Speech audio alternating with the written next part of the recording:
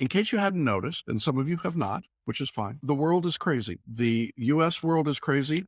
The political world is crazy. The legal world is crazy. If you are following those things from whatever your favorite news source is, there's a never ending flow. It's in fact not a flow, it's a fire hose of information.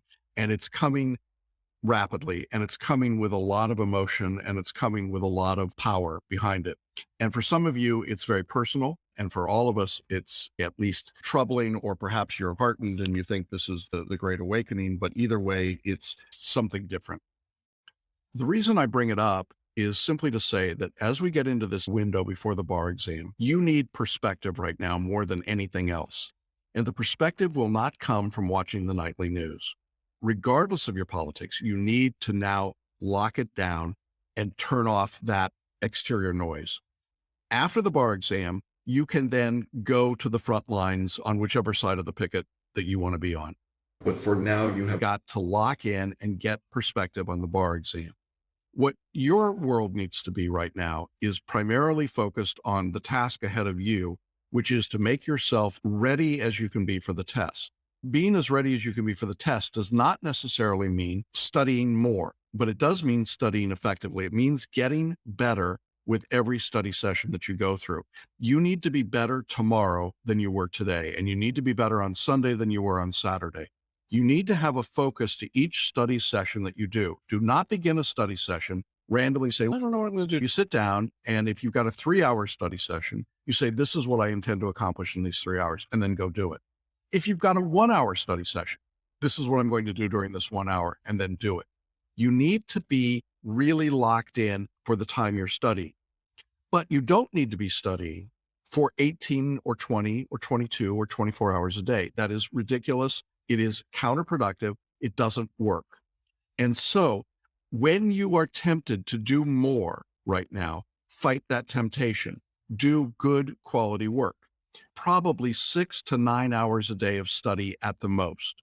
In other words, 3 hours in the morning, break, 3 hours in the afternoon, break, 3 hours in the evening. That would be the absolute most. And that would be for somebody that's a lot of substantive study to go.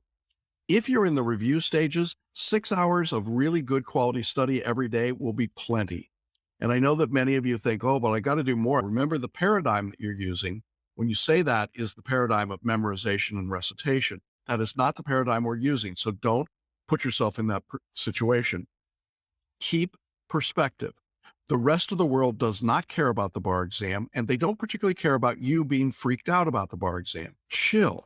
Stop getting angry at everyone around you. Stop picking fights with the barista, with your family, with your kids, with your employer, with the guy that cut you off in traffic, with your internet provider, with the leaders of the X party. It doesn't matter right now. What you need to do is to win the battle for your own mind, win the battle for your own peace, your own serenity, your own focus. If you've got the paraliminals, you want to be using the ones that help you get relaxed, get focused. That's why I talked about peak performance and personal genius and power thinking. And it's just a way for you to get into your head and be focused and be clear. I can't tell you how many conversations I have at this stage where I literally spend most of the time trying to talk somebody off the ledge for an irrational reason. That is, there's no real reason for them to be as wiped out, freaked out, frantic, and scared as they are. It's just not necessary. And so I want to leave you with the thought today that perspective really is what counts. Keeping a good perspective, keeping a focused perspective, keeping a perspective on continuous improvement is what will make the difference for you, not panic, manic behavior. And that's the thing you're going to have to fight. And you're going to have to fight it because everything in the periphery is telling you to panic and scream and yell and fight and be engaged in all these other things. And you don't want to be there. Take some time in prayer, take some time in meditation, take some time to do something nice for someone else, take some time to talk to a loved one, actually listen to them. Oh, what a concept. Actually listen to what they have to say and what's going on in their life. And so this is where you have to be, you know what to do and you know how to do it.